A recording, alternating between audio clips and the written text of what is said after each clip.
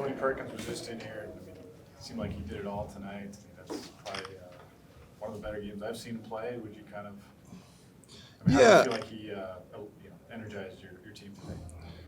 I don't want to diminish him at all. I mean, like, that's kind of what he does. He impacts the game with his effort, with his aggressiveness, with his skills. He's shooting the ball outside. He's driving the ball. He always had a pull-up game, can get to the rim. We put the ball in his hands a little bit more, so now he's got a little more space. So he's even more effective. But, he had 5 assists, 1 turn. I think that's the thing that's impressing me the most, because if we're going to put him at the point, he's got to give it up. And he does. But he did that from the first day he got here. We said, yeah, he's a scorer. He's a scoring guard. But you can put the ball in his hands. And he'll just get better at that, too. Coach, after Truman State, consistency on defense was a big talking point amongst you and the players. It seemed like tonight a lot of Bethune-Cookman's points came off of tough shot conversions. How do you feel about the intensity start to finish? I thought, just watching this team, Davis and French are really good players, really good. And we locked into them and did a great job on them. And put all the pressure on the other 2 guards. They took 33 shots. And, when you're guarding a guy who's taking 18 shots, that's a tough cover, especially when they're running ball screens for him. I thought we did a good job with our ball screen defense. We got our defense back in transition, didn't give anything easy there. And that's typically a function of shot selection, and we don't turn it over. So if we do that, then we should be able to get our defense back. So the other thing, I thought we rebounded fairly well. Now rebounded by 11. So, they run good stuff. Reggie's been around. They run a lot of NBA sets. And he's whistling and calling different things, and they're executing their stuff. So you got to guard for a lot of times longer than 8 or 9 seconds. You got to guard for 28 seconds and finish the possession off and get a rebound. And we did a good job of that. I asked Philip if he thought this was his most authoritative game since he'd been here, and he kind of shrugged off the question. But how do you look at it? Well, I look at it this way. Like, he's been like that from day one, starting in the summer, every day. He's aggressive offensively. He's aggressive in ball screen defense. He's aggressive in post defense. He's aggressive on the glass. He's running the floor. He's taking the ball and dribbling it, driving it, finishing plays, posting hard. I mean, quite frankly, all the stuff he did, when he was at North Dakota, he was dominant. And for us, he was really good. His role was different, with Keegan here. But now, he's taking charge, and that's what I want him to do. And it was always in there, but now you're seeing it. Coach, I'm interested. This isn't really about the game tonight, but how big of a role can Kinnick Stadium and football games and the atmosphere play in recruiting players to come here, on official visits and things like that? Yeah, the atmosphere speaks to our fan base.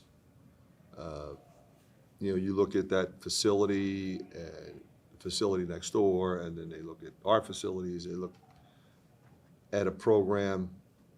I'm talking about an athletic program, not just one or the other, that is truly committed to being good, and our fan base wants us and expects us to be good and supports us in that endeavor. So, yeah, it's a big part of it, no question.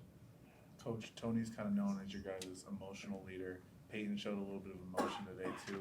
What's it like having 2 guys who were coming off the bench last year step into those leadership roles and kind of put on for the team? Well, I think we expected that from them. They both played a lot last year. Tony obviously started the second half of the year. Peyton played a lot. Jordan's gone. Connor fills that role as well. He's very vocal and physical, and especially when he's with those young guys, he keeps them locked in to what they're doing, and he was terrific as well. Peyton said he was most pleased with his defense. What are your comments on his defense? I thought his defense was great.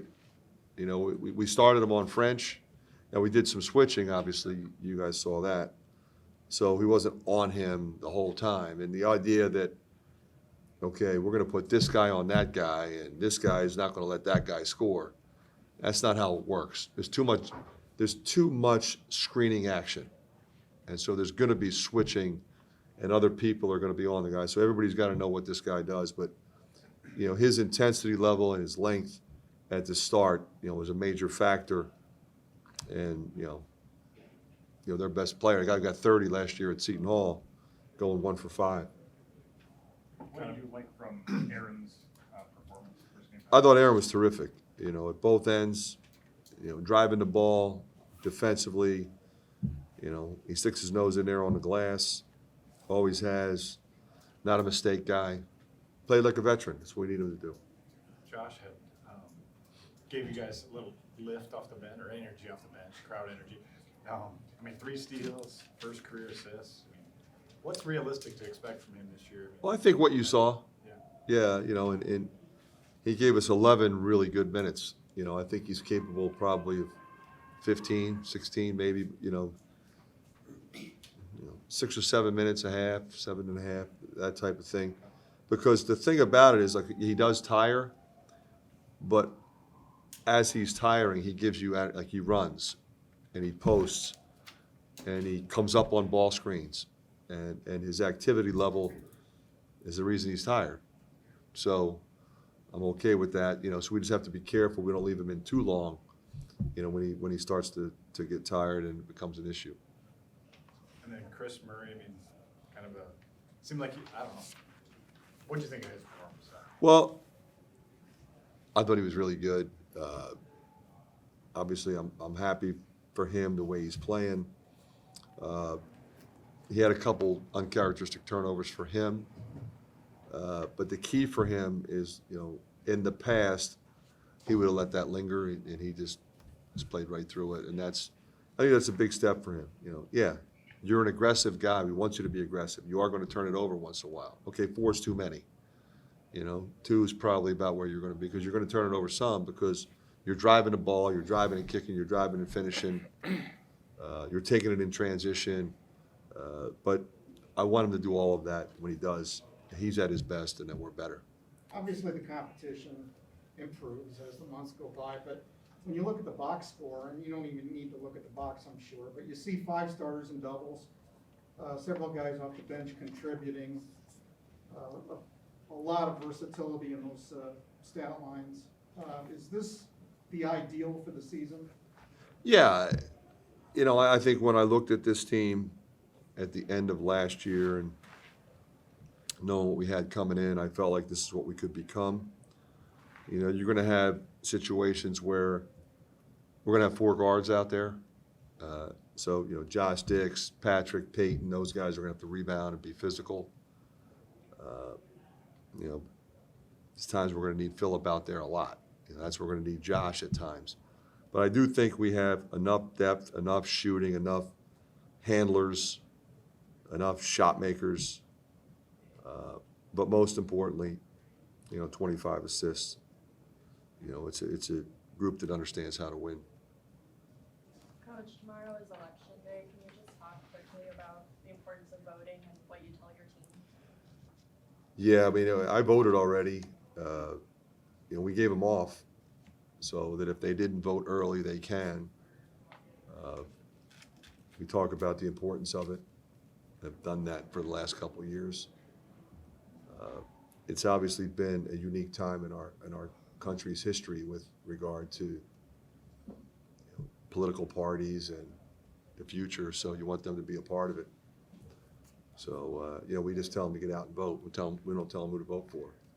Tell them, you know, just get out and make sure your voice is heard. Okay, thanks, Coach. Thank you. Thank you.